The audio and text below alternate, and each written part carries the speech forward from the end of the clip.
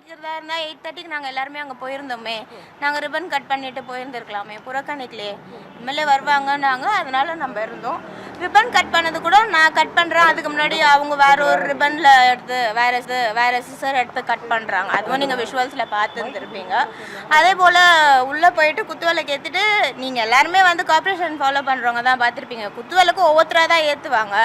As a mayor protocol படி நான் ஏற்றினேன். அப்புறம் ஐஏஎஸ் ஏற்றுவாங்க. அப்புறம் எம்எல்ஏ ஏற்றுவாங்க. அதுக்கப்புறம் கவுன்சிலரோ இல்லை சேர்மன் யார் இருக்காங்களோ அவங்க ஏற்றுவாங்க. அந்த ஃபார்மேட்டில் தான் இன்றைக்கி போகணும். அவங்க யாரும் ஒரு வார்த்தை விஷுவல்ஸில் பார்த்தீங்கன்னா தெரிஞ்சிருக்கும். யாரும் ஒரு வார்த்தை அவங்கள எதுவும் அவதூறாக பேசலை, எதுவுமே பண்ணலை. அவங்களா வெளியில் போயிட்டாங்க. இஷ்யூ பண்ணணுமே அப்படின்ட்டுன்னு இஷ்யூ பண்ணுறவங்கள நம்ம என்ன சொல்ல முடியும்?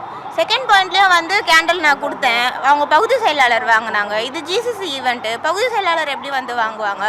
அதனால நான் அவங்கக்கிட்ட கொடுத்தேன். அவங்க அதை திருப்பி மறுத்துட்டு போயிட்டாங்க. பிரச்சனை பண்ணோமேன்னு பண்ணுறவங்க நம்ம என்ன பண்ண முடியும்? மரியாதை நிமித்தமாக கார்ப்பரேஷன் சார்பாக அவங்களுக்கு அழைப்பு வந்து விடப்பட்டு அழைப்பு கொடுத்தோம். அது நிமித்தமாக தான் அவங்களும் வந்தாங்க, நிகழ்ச்சியில் பங்கேற்றாங்க. ப்ரோட்டோகால் படி நாங்கள் என்ன மரியாதை தரணுமோ அதை நாங்கள் கொடுத்தோம். நாகரிகமாக எல்லாருமே வந்து இதில் வந்து பயணிக்கணும். நம்ம பப்ளிக் சர்வீஸ் அப்படின்ற ஒரு மோட்டிவ்ல தானே எல்லாருமே போகிறோம். நிகழ்ச்சி தொடர்பாக முறையாக பத்திரிகையாளருக்கு அழைப்பு கொடுக்கல அப்படின்னு சொல்றாங்க மேடம். அது எப்படி மேடம் பார்க்குறீங்க? பத்திரிகையாளருக்கு அழைப்பு நிகழ்ச்சி தொடர்பாக பத்திரிகையாளருக்கு அழைப்பு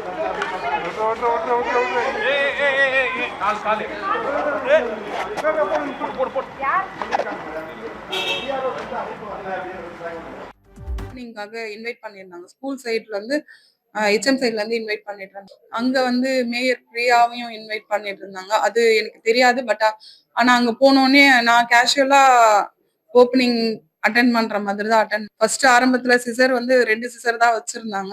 2 பேருமே தான் கட் பண்ணோம். உள்ள போன உடனே அவங்க வேற மாதிரி ரியாக்ட் பண்ணி கேண்டில் ஏத்துன உடனே ஐஏஎஸ் கிட்ட கொடுத்து ஏத்துனாங்க. சரி, ஓகே, தேர்டா ஏத்தலாம், ஒன்னும் பிரச்சனை இல்லை. தேர்டா ஏத்துறதுனால நம்மளுக்கு என்ன ஒரு அவமரியாதைன்னு சொல்லிட்டு நான் வெயிட் பண்ணேன். அதுக்கப்புறம் அவங்க கட்சி சார்ந்த கவுன்சிலரை கூப்பிட்டு அவங்களே ஏத்த சொல்றாங்க. சரி, அதுக்கு மேல நம்ம அங்க நிக்க வேணாம், நல்லா இருக்காது அப்படின்ட்டுதான் சரி செகண்ட் ஸ்பாட் போலான்னு நான் கிளம்பிட்டேன். அப்புறம் செகண்ட் ஸ்பாட்ல போயிட்டோம். அங்கேயும் அவங்க அப்படிதான் ரியாக்ட் பண்ணாங்க.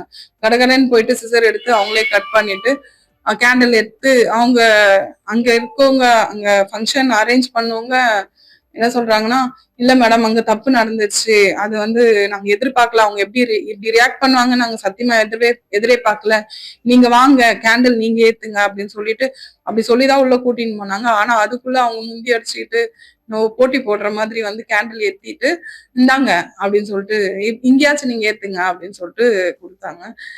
ஆனா வந்து அவங்க ஃபர்ஸ்ட் அங்க இருந்து கிளம்பி வரும்பொழுது மீடியா கிட்ட புரோட்டோகால் எல்லாம் பேசிட்டு வந்திருக்கிறாங்க. மேயருக்கு அப்புறம் வந்து ஐஏஎஸ் தான் ஏத்தணும் அப்படின்றது அப்படி சொல்லிட்டு வந்திருக்காங்க. ஆனா வந்து செகண்ட் ஸ்பாட்ல புரோட்டோகால் படி அவங்க ஏத்திட்டு ஐஏஎஸ் கிட்டே கொடுத்துருக்கலாமே.